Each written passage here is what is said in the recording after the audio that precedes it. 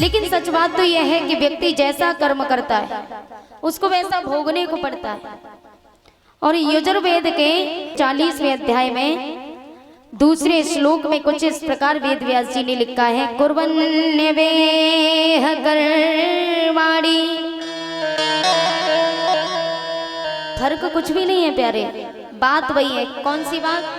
कि जिस व्यक्ति को जैसा कर्म करना है, जो व्यक्ति जैसा कर्म करेगा उसको वैसा भोगना है, बात वही है, लेकिन अलग अलग रूप से लिख दिया। कुर्वन्यवेह कर्माणि जिजीविषेचन्तं समाः एव त्वयि नान्यते तोस्ति न कर्म लिप्यते नरे। और इसी बात को गीता के दूसरे अध्याय के 47वें श्लोक में लिखा है। इसी बात को देखिए, भागवत श्रीमद् भागवत कथा अलग है और गीता अलग है। गीता में और भागवत में फर्क सिर्फ इतना है कि श्रीमद् भागवत कथा में चारों वेदों के सूत्रों की व्याख्या भागवत में दर्शाई है। 4 वेद, 6 शास्त्र, 18 पुराणों का निचोड़ श्रीमद् भागवत कथा में। लेकिन गीता में फर्क इतना है, गीता में केवल महाभारत लिखा गया है, बस इतना ही फर्क है। इसी बात को गीता के दूसरे अध्याय के 47वें श्लोक में लिखा है, कर्मण्येवाधिकारस्ते मा फलेषु कदाचन मा कर्म फल हेतु भूर्मा ते संगोस्तु कर्मणि। और प्यारे इसी बात को रामायण में भी लिख दिया। रामायण में क्या लिखा है? ना भुक्तम क्षीयते कर्म कल्प कोटि सतेरपि अवश्यमेव भोक्तव्यम कृतं कर्म शुभाशुसम्। और इसी बात को अगर हम सरल ढंग से कहें इसी बात को, तो गोस्वामी तुलसीदास जी ने भी लिख दिया। उन्होंने क्या लिखा कि कर्म प्रदान विश्वर चिरागा,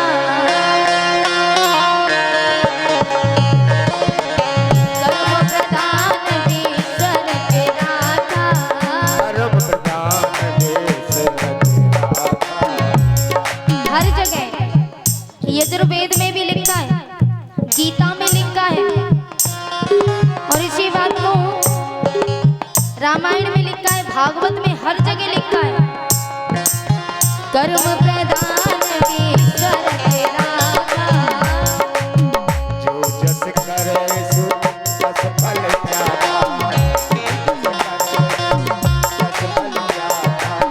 कर्म प्रधान विश्व रचराता,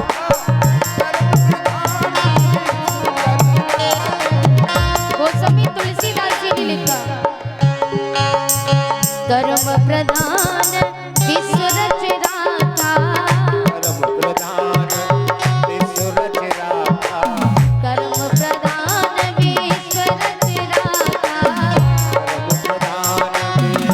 रचराता। जो जस करहि सो तस फल जाता, जो जस करहि सो तस फल जाता, जो जस करहि सो तस फल जाता। आगे उन्होंने लिखा गोस्वामी तुलसीदास जी ने, शुभ और अशुभ कर्म अनुहारी, शुभ और अशुभ कर्म अनुहारी, शुभ और अशुभ कर्म अनुहारी, शुभ और अशुभ कर्म अनुहारी। ईश देव फल हृदय विचारी, ईश देव फल हृदय विचारी।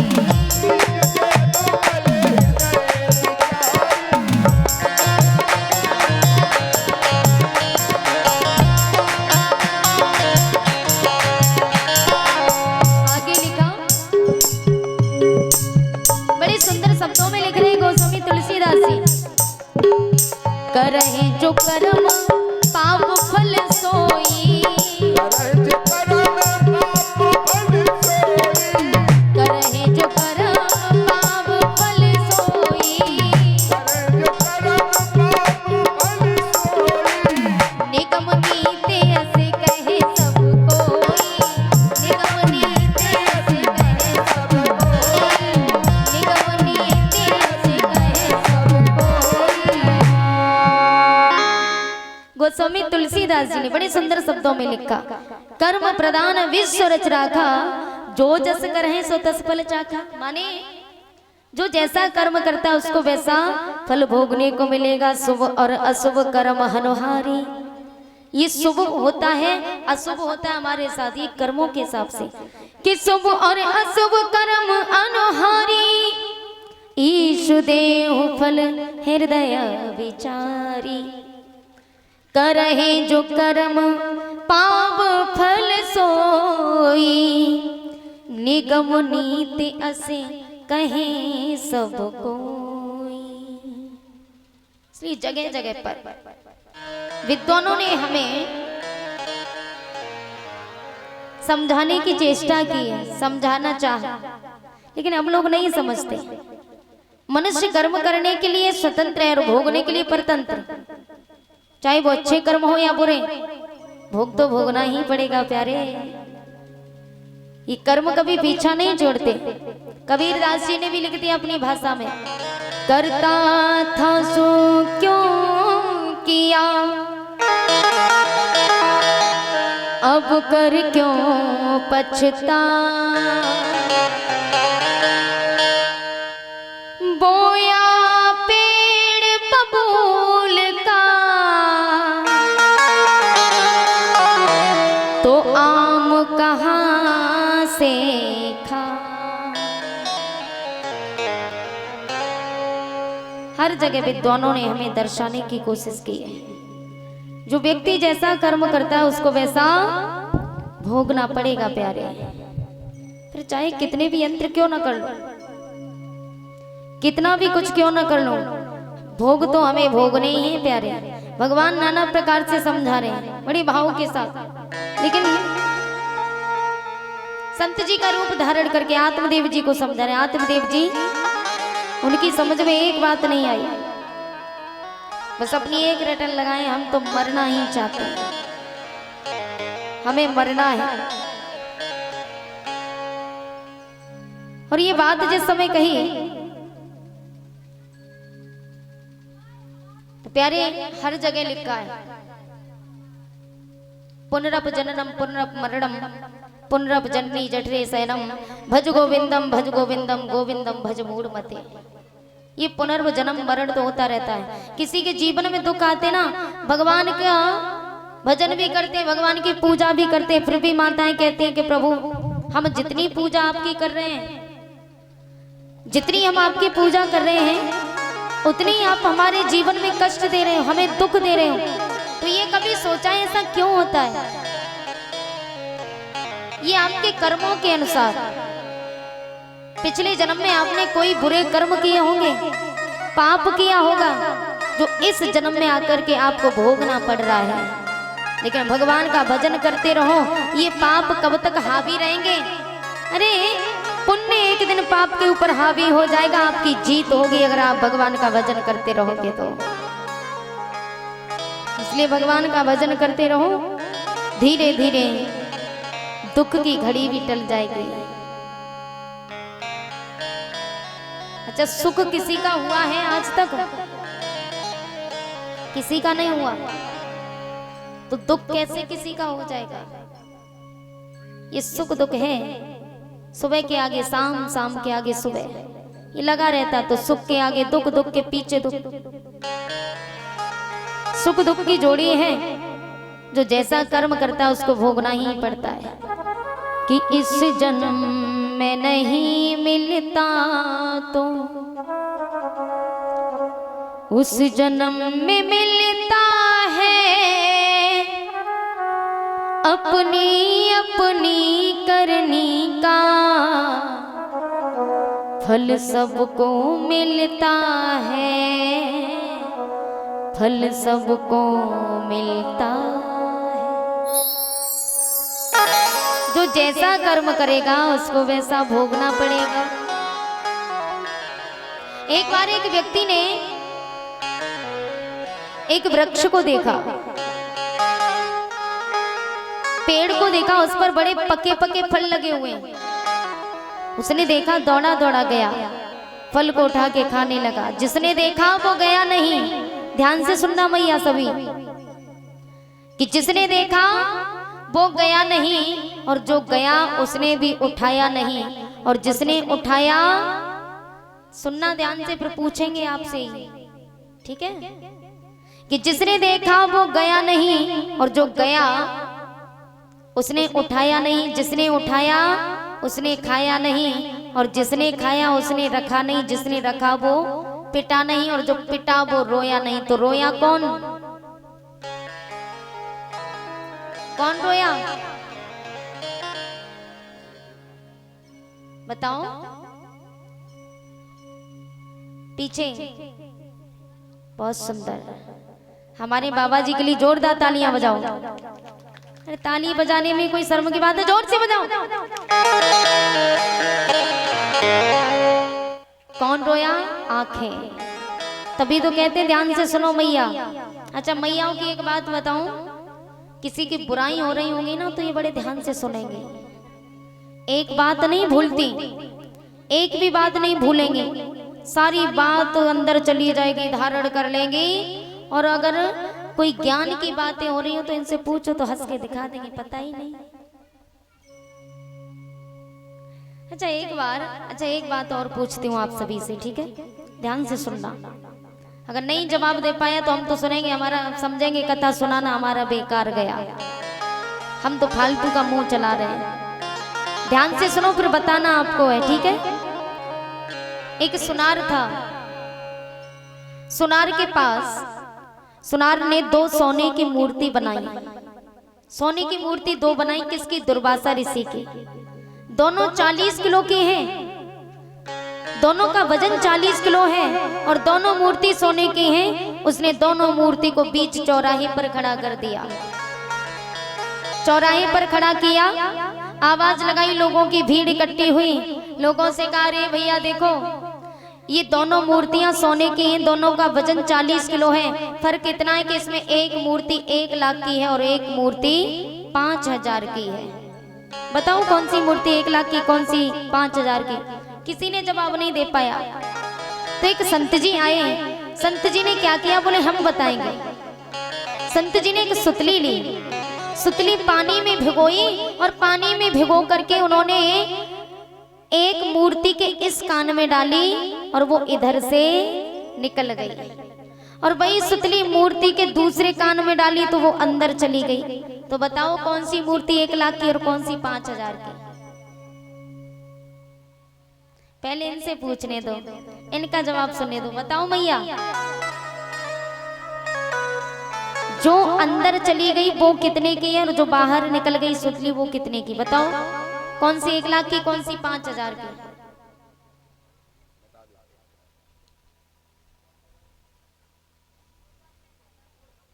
हाँ बताओ महाराज जी, आप भी बताओ, आप भी तो बैठी हो कथा पांडाल में, कोई भी बता सकते? बोलो मैया, अरे कुछ भी बताओ। जो अंदर गई वो कितने की है, और जो बाहर निकली वो? बड़ी सोच समझ के जवाब दिया, बहुत सुंदर, तालियां बजाएंगे जोरदार।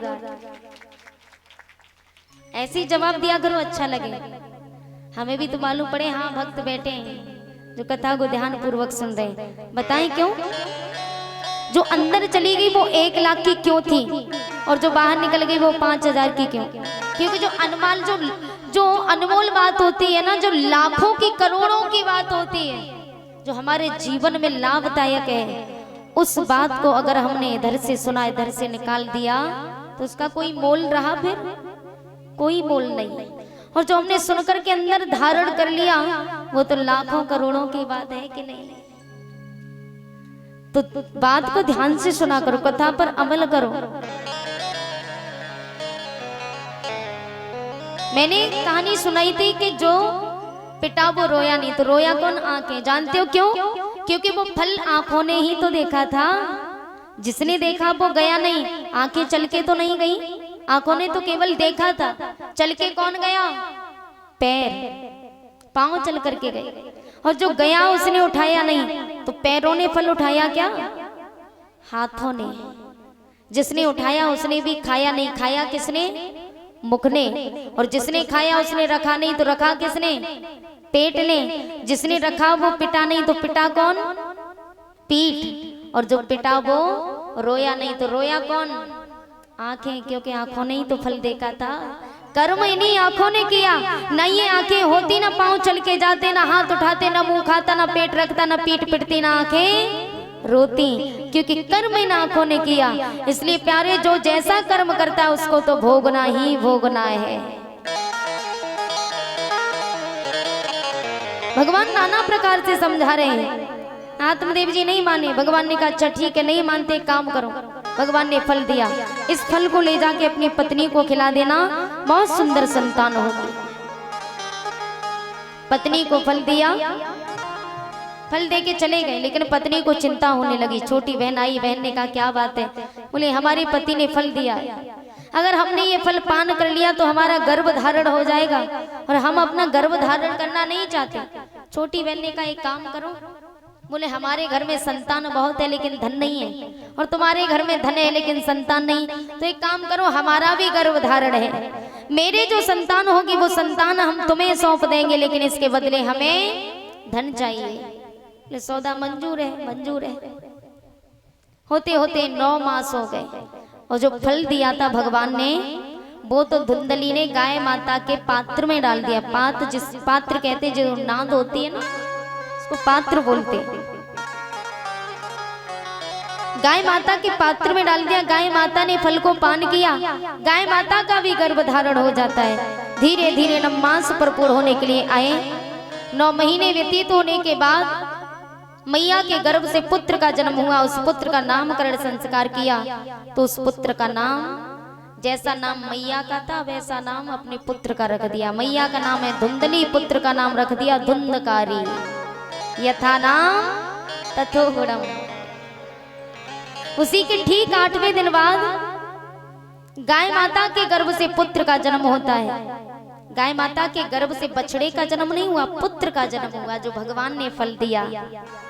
उसी पुत्र का नामकरण संस्कार किया, तो उस पुत्र का नाम गौकर्ण पड़ा। गौ माने उनके कान जो थे, कानों को संस्कृत में हम कर्ण बोलते हैं, कान को संस्कृत में कर्ण बोलते हैं। तो उनके कर्ण जो थे वो गाय के समान थे, और सारा शरीर मनुष्य का था, इसलिए उनका नाम गौकर्ण पड़ा। बोले गौकर्ण महाराज की जय हो। गौकर्ण बड़े हुए भगवान की भक्ति में विलीन हो गए। धुंधकारी वेश्याओं की संगति में पड़ गया, तो पिता ने अपने पुत्र धुंधकारी को समझाना चाहा, तो वो धुंधकारी अपने ही पिता पर हाथ उठाने पर हावी हो गया। तो पिता की आंखों में आंसू भर आए।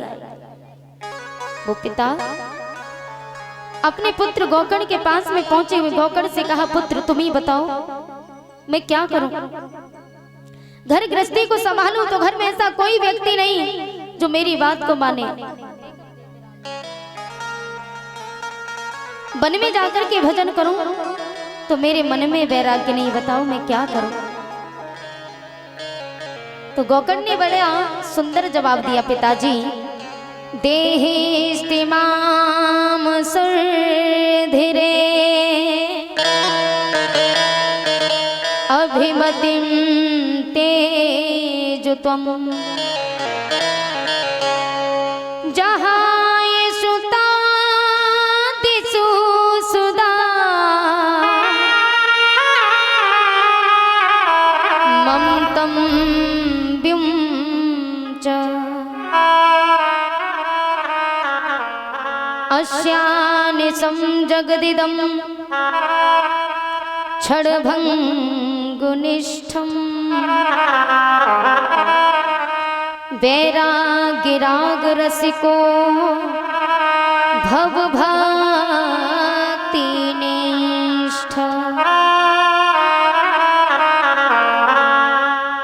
गौकड़ जी कहते पिताजी मनुष्य की सबसे बड़ी गलती जानते हो कौन सी है? मनुष्य की सबसे बड़ी गलती है कि मनुष्य अपने शरीर को ही आत्मा मान बैठा है। लेकिन हमारा शरीर ही हमारी आत्मा नहीं है, तो फिर हम कौन हैं? हमारा शरीर तो शुद्ध धातुओं से बना है, त्वक चरण मांस रुधिर रेत मज्जा हड्डी, इन शुद्ध धातुओं से हमारा शरीर बना है। लेकिन शरीर आत्मा नहीं हो सकती, तो फिर हम हैं कौन? गौकड़ जी कहते पिताजी हम तो एक दिव्य चिन्मयी शाश्वत अविनाशी आत्मा हैं। लोगों को अहंकार होता है, लोग कहते मैं इतना सुंदर हूं, ये मैं होती है ना, इस बात का अहंकार होता है। लोग अपने चेहरे को शीशे में देखते हैं, कहते हैं कि मैं कितना सुंदर हूं, मैं कितनी सुंदर हूं, इस बात का अहंकार होता है, घमंड होता है। किसी को धन दौलत का घमंड होता है, लेकिन प्यारे एक बात मेरी जीवन में याद रखना, ये घमंड किसी का नहीं रहा कि घमंड में तीनों गए। कौन तीनों? बल बुद्धि और बंस। ना मानो तो देख लो अजी रावण कौरव कंस।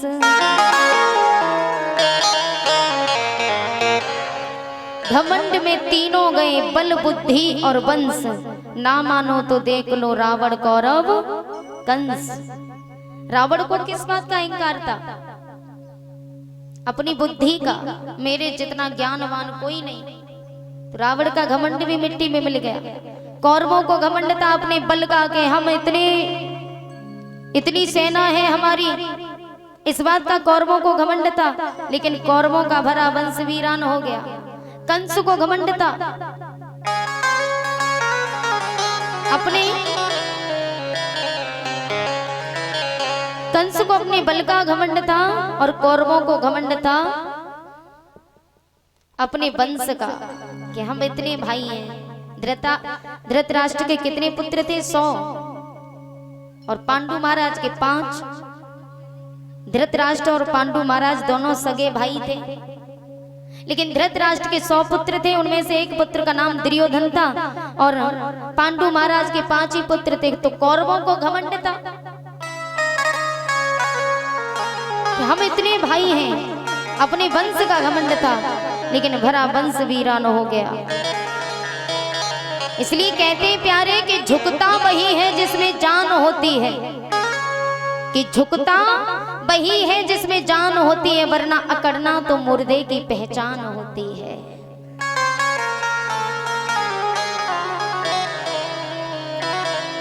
मुर्दे को देखे हो? मुर्दा जब पड़ा होता है ना, उसके अंदर अकड़ आ जाती है। मुर्दे के अंदर अकड़ आ जाती है, अकड़ जाता है। हम तो मुर्दा नहीं है ना, हम तो जीते जागते इंसान हैं। और जीते जागते इंसान के अंदर अकड़ आ जाए तो समझ लो कि वो मुर्दे से भी बेहतर है। अगर आप झुककर के जीवन को जियोगे, झुककर के जीवन जियोगे, तो प्यारे ये बात याद रखना, आप जिंदगी में सब कुछ हासिल कर लोगे। अगर झुक के जीवन नहीं जिया, अकड़ दिखाते रहे, तो हाथ में कुछ आने वाला नहीं है। प्रैक्टिकल करना, अगर मैं झूठ कह रही हूं तो प्रैक्टिकल करके देखना। आज ही एक ऊंचे से पहाड़ पर चढ़ना, 4 लोगों को अपने साथ में लेकर के जाना, उन 4 लोगों को नीचे जमीन पर खड़ा कर देना, आप अकेले पहाड़ पर चढ़ना। आप अकेले जब पहाड़ पर चढ़ोगे तो झुकते हुए ही चढ़ोगे, बगैर झुके आप पहाड़ पर नहीं चढ़ सकते। अगर आप सर उठा करके ऐसे चढ़ोगे तो क्या चढ़ लोगे पहाड़ पे? नहीं चढ़ सकते। झुकते हुए आप ऊंचाइयों को छू सकते हो। पहाड़ की चोटी पर पहुंच जाओगे, नीचे लोग खड़े होंगे, ताली बजा के कहेंगे वाह भैया देखो झुकता हुआ जा रहा है, ऊंचाइयों को छू ले। लेकिन वहां से जब नीचे उतर के आओगे ना, आपके शरीर में अपने आप अकड़ आ जाएगी, अपने आप आपका शरीर अकड़ जाएगा। तो लोग कहेंगे देखो इसके अंदर अकड़ आ गई तभी तो नीचे की ओर आ रहा है। जिस दिन आपके अंदर अकड़ आ गई, चाहे ज्ञान की और चाहे धनवान की, पैसे वाला हो उसको पैसे का घमंड हो जाए, अकड़ आ जाए, तो समझ लो वो मिट्टी में मिलने वाला है। जिसको ज्ञान का अभिमान हो जाए, ज्ञान का घमंड हो जाए, समझ लो वो भी मिट्टी में मिलने वाला है। जिसको बल का घमंड हो जाए, समझ लो वो भी मिट्टी में मिलने वाला है। इसलिए कहते हैं प्यारे, झुक करके आप सब कुछ हासिल कर सकते हो, कि झुकता वही है जिसमें जान होती है, वरना अकड़ना तो मुर्दे की पहचान होती है। इसलिए जीवन को जियो झुकते हुए। गौकर जी बड़े सुंदर शब्दों में समझा रहे हैं कि पिताजी जानते हो हम कौन हैं? हम एक दिव्य चिन्मयी शाश्वत अविनाशी आत्मा है। कि चले रे हंसा अपने देश को, यहाँ नहीं कोई तेरा है। जग बालों का हुआ सवेरा, अपना हुआ अंधेरा है, अपना हुआ अंधेरा है। गौकर्ण जी कहते हैं पिताजी धर्म की दो बातें, धर्मम भजस्य सततम त्यज लोक धर्म सेवस्य साधु प्रशांत जहि काम कृष्ण। धर्म की दो बातें, एक लौकिक धर्म, एक भागवत धर्म। सभी प्रकार से तस्मात् केना पिपायेन मना कृष्णे निवेशयेत्, सभी प्रकार से किसी भी उपाय से मन को गोविंद के चरणों में लगा देना ही भागवत धर्म है। बोलिए भागवत महापुराण की जय। लेकिन ये मन है ना, ये मन इतना चंचल है, मन भटकता है, मन भगवान का भजन करने ही नहीं देता। मनः एव मनुष्याणां कारणं बन्ध मोक्षयो, वद्यमतु विश्वासक्रम मुक्तम निर्विष्यम बड़ा। गौकर्ण जी कहते हैं पिताजी मनः एव मनुष्याणां, मन ही मनुष्य का बंधन का कारण है और मन ही मोक्ष का कारण है। वद्यमतु विश्वासक्रम, मन विषयों के प्रति आसक्त है तो हम बंधे हुए हैं, और मन विषयों से अनासक्त हो गया तो हमारी मुक्ति है। कहते हैं कि ये तो गति है अटपटी, झटपट लखे ना कोई, और जब मन की खटपट मिटे तो दर्शन झटपट होए। लेकिन मन में खटपट चलती रहती है, भैया क्या करें क्या नहीं करें, भगवान का भजन ही नहीं कर पाते। ये मन पापी है, मन चंचल है, भगवान का भजन करने नहीं देता। ये मन बड़ा चंचल है, इसे कैसे समझाऊं,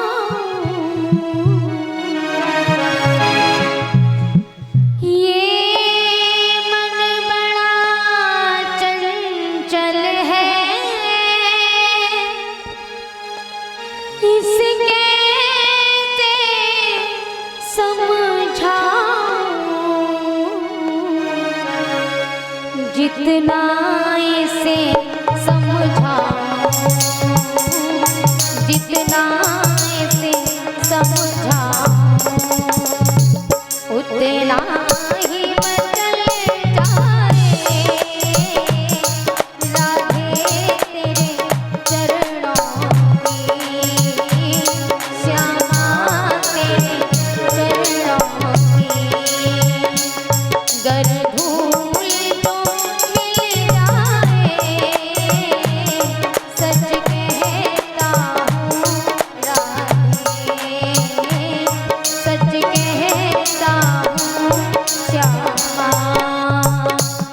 तकदीर बदल जाए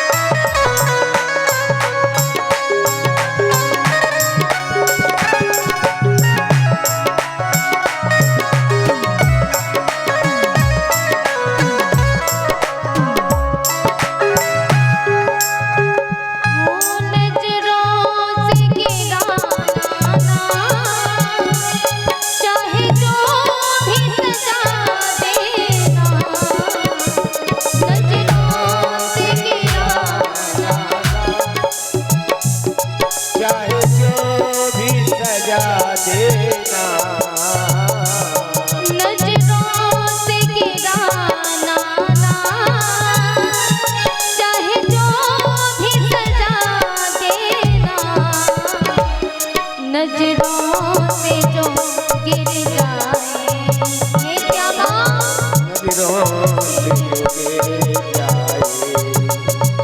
ओ नजरों से जो गिर जाए मुश्किल ही संभल पाए। राधे चरणों की श्यामा तेरे चरणों की रवि धूल तो मिल जाए।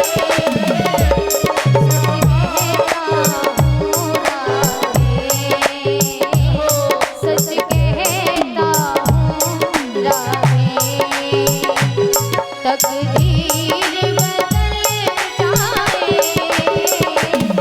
राधे तेरे चरणों की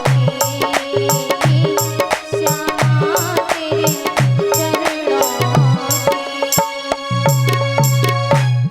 ये मन चंचल है, ये मन बड़ा चंचल है,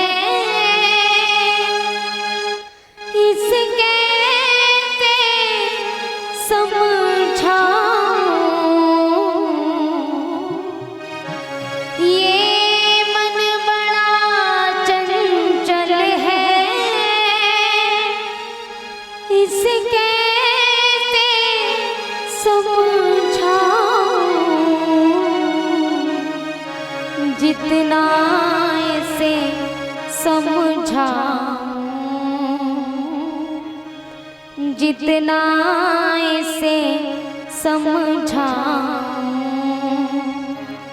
उतना ही मचल जाए। राधे तेरे चरणों की। ये मन चंचल है, मन पापी है, और अगर मन को स्थिर रखना है प्यारे तो एक ही उपाय है। जानते हो कौन सा उपाय? और वो उपाय सिर्फ ये है कि भगवान का भजन करते रहो। अगर जब तक यहाँ कथा चल रही है कथा श्रवण करो, कथा ब्राह्मण लगने के बाद अपने घर में रहो, तो जब भी काम करो झाड़ू लगाओ तो भगवान का भजन करो कि श्रीमन नारायण नारायण नारायण भजमन नारायण। बोलो। अगर बर्तन साफ करो तो बर्तन साफ करते जाओ, अपने मन में गुनगुनाती जाओ कि भजमन नारायण नारायण नारायण। बोलो। अच्छा मैया सच बताना, तुम्हें हमारी कसम है, सही बात बताना, आपके घर में या पड़ोस में जब झगड़ा होता है तब इतनी तेज तेज चिल्लाती हूँ? बोलो। कसम दी है हमने, बताओ इतनी तेज चिल्लाती हूँ? नहीं ना? बहुत तेज चिल्लाती हैं। शायद है कि इस गांव से दूसरे गांव में आवाज जाए, कौन लड़ रहा है कि फलाने की बहू, और भगवान के भजन में मखरियां सी मारते हैं। बोलो जोर से कि भजमन नारायण नारायण। बोलो। शर्माओ मत, दुनिया के चक्कर में पड़ोगे तो प्यारे दुनिया रंग बिरंगी है, जितनी आगे बढ़ते जाओगे दुनिया उतनी रंग बदलते दिखाई देगी, है ना? तो दुनिया से मत शर्माओ, अपना देखो, केवल अपना देखो कि प्रभु जब बच्चा पढ़ने के लिए विद्यालय में जाता है, कॉलेज में, तो वहाँ हाजिरी लगाई जाती है, नाम बोलते हैं, तो हम लोग खड़े होकर के कहते हैं प्रेजेंस